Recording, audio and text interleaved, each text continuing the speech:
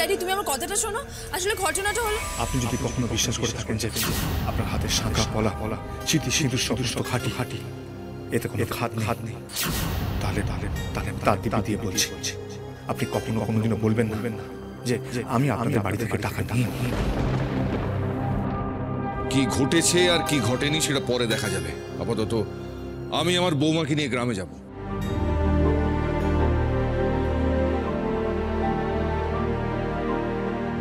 কালকে গ্রামে একটা বিরাট ফুটবল প্রতিযোগিতা আছে।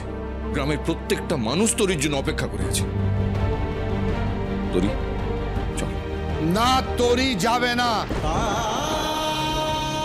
তোরি যাবে? তোরি কুসুমপুরে যাবে না।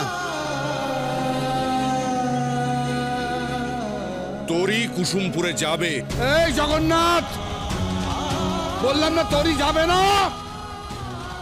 তোরিকে কুসুমপুরে নিয়ে গিয়ে বারবার ওই টাকা আদায়ের ফন্দি বিক্রিতে বন্ধ কর। ভদ্রভাবে কথা বল।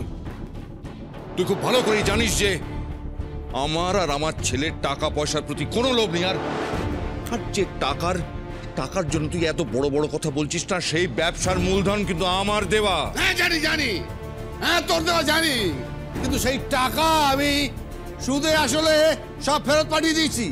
তো ছেলে আমার কাছ থেকে 10 লক্ষ টাকা নিয়ে চলে গেছে। আর কত চাস বল আর কত চাস, আমি দিতে রাজি। নিবি? Just wait. বাবা প্লিজ। প্লিজ আপনি ওর কথা কিছু মনে করবেন না। আপনি তোকে চেনেন, আপনি একটু বসুন প্লিজ। না না না, আজ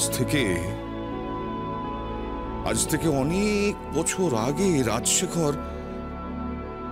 রাজশেখর একজনকে গ্রাম থেকে শহরে নিয়ে এসেছিল। সেদিন আমি বাধা দিতে পারিনি,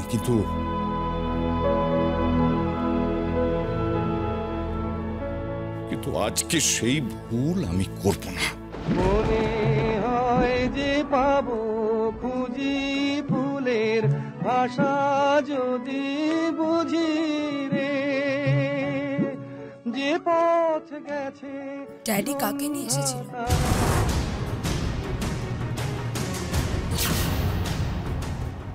তোরি ওসব কথা এখন ছাড়। তুই শ্বশুরবাড়ি যাবি না? তাড়াতাড়ি যা, রেডি হয়ে নে। যা, দাঁড়িয়ে থাকিস না তোরি, যা।